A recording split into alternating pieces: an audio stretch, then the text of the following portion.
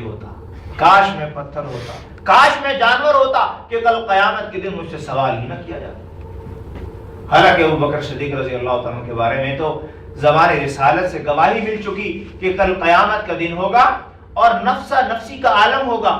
عیسیٰ بھی کہیں گے مجھے ماں مریم نہیں چاہیے، موسیٰ بھی کہیں گے مجھے کچھ نہیں چاہیے جی، اور میں تو بس نفسا نفسی، میرا کیا بنے گا۔ ہر شخص اس جو ہے وہ کرب میں مبتلا ہوگا، تکلیف میں مبتلا ہوگا، پریشانی میں مبتلا ہوگا کہ میری جان کا کیا بنے گا۔ اور لوگ جائیں گے کہ اب حساب و کتاب شروع ہو۔ یہ کٹھن مرحلہ، سورج سوے نیزے پہ ہے، تانبے کی زمین ہے، ہر شخص اپنے گناہوں کی بدولت اپنے ہی پسینے میں ڈوبا ہوا ہے، اور مادرزاد ننگا ہے، جسم میں کپڑا نہیں۔ اب اللہ جل جلالہ سے سفارش کی جائے، لوگ آئیں گے ٹولیاں بن کر، کس سے کہیں گے آدم سے کہو، پہلا شخص وہی ہے، نبی بھی ہے۔ جائیں گے آدم کے پاس کہ اللہ جل جلالہ سے سفارش فرما دیجیے، حساب کتاب شروع فرما۔ آدم کہیں گے نہیں میں یہ کام نہیں، مجھ سے تو خود غلطی ہو گئی۔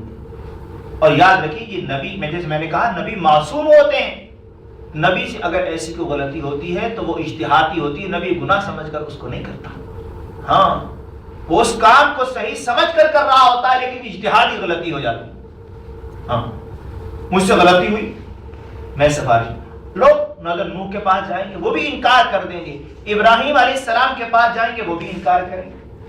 اب لوگ آئیں گے حضور علیہ السلام کی خدمت میں کہ اللہ کے آخری نبی، آپ حضور اللہ کے حضور جا کر یہ سفارش کریں کہ لوگ کہتے ہیں کہ اب حساب و کتاب شروع ہو۔ حدیث میں آتا ہے حضور علیہ السلام ابو بکر صدیق کو ساتھ لیں گے اور اللہ کے دربار میں حاضر ہو کر سفارش فرمائیں گے کہ یا اللہ لوگوں کا حساب و کتاب شروع فرمائیں، اور سب سے پہلے ابو بکر کا حساب ہے۔ آتا ہے حدیث میں جب حضور علیہ السلام ابو بکر صدیق کو حساب کے لیے پیش فرمائیں گے تو اللہ کا غصہ ٹھنڈا ہو جائے گا۔ اللہ جل جلالہ، وہ ابو بکر صدیق تقوی اتنا، خوف الہی اتنا، کبھی فرماتے ہیں کہ میں پیدا ہی نہ ہوا ہوتا کہ مجھ سے حساب و کتاب نہ لیا۔ اب عمر رضی اللہ تعالیٰ کیسا خوف، آخری وقت ہے۔ حالانکہ حضور علیہ السلام کی زبان مبارک سے سن چکے کہ عمر فی الجنہ، حضور نے ایک ہی مجلس میں 10 صحابہ کے بارے میں جنت کی خوشخبری سنی، جن کو ہم عشرہ مبشرہ کہتے ہیں، ان میں حضرت عمر۔ اتنا خوف ہے کہ ایک صحابی حضرت حذیفہ رضی اللہ عنہ اس امت کے امین ہے، حضور نے ان کو منافقوں کے نام بتا دیے تھے۔ یہ میں بات جب بولنے لگتا ہوں یا سنتا ہوں یا پڑھتا ہوں تو میری پاؤں سے زمین نکل جاتی، میں کانپ اٹھتا ہوں اللہ کی قسم۔ ان سے حضرت عمر رضی اللہ تعالیٰ نے فرمایا کہ اے حذیفہ، حضور نے تجھے منافقین کے نام بتائے تھے اور بتانے سے منع فرمایا تھا، میں تجھ سے نہیں پوچھتا کون کون منافق ہے، لیکن تمہیں اللہ کا واسطہ دیتا ہوں اتنا تو بتا دو کیا ان ناموں میں عمر کا نام تو نہیں؟ اتنا خوف خدا ان کے دل میں،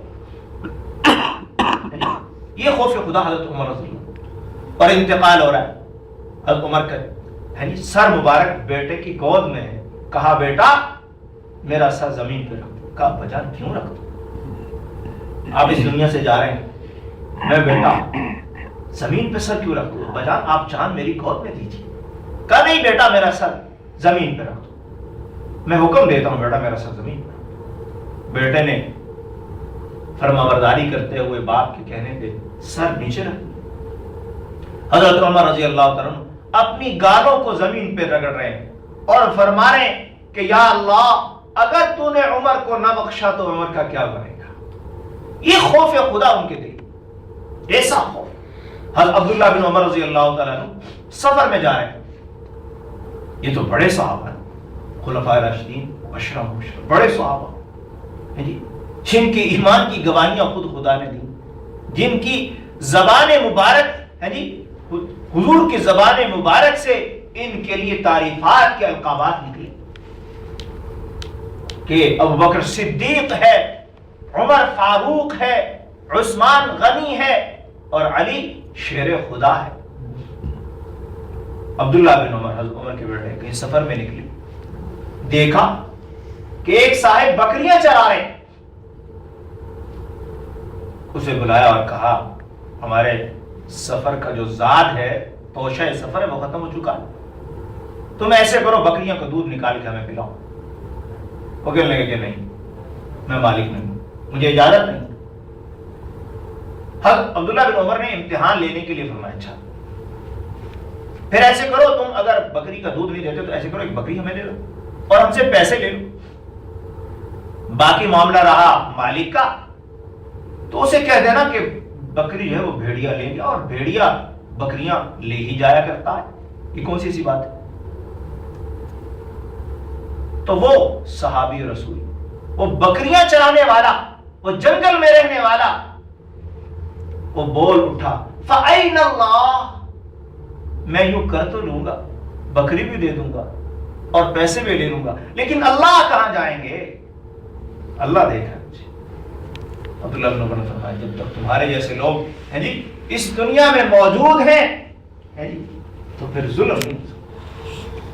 تو یہ ہے صحابہ کرام، ایمان، تقوی اور اخلاص اور سخاوت۔ کس چیز پہ بات کی جائے صحابہ کرام رضوان اللہ تعالی،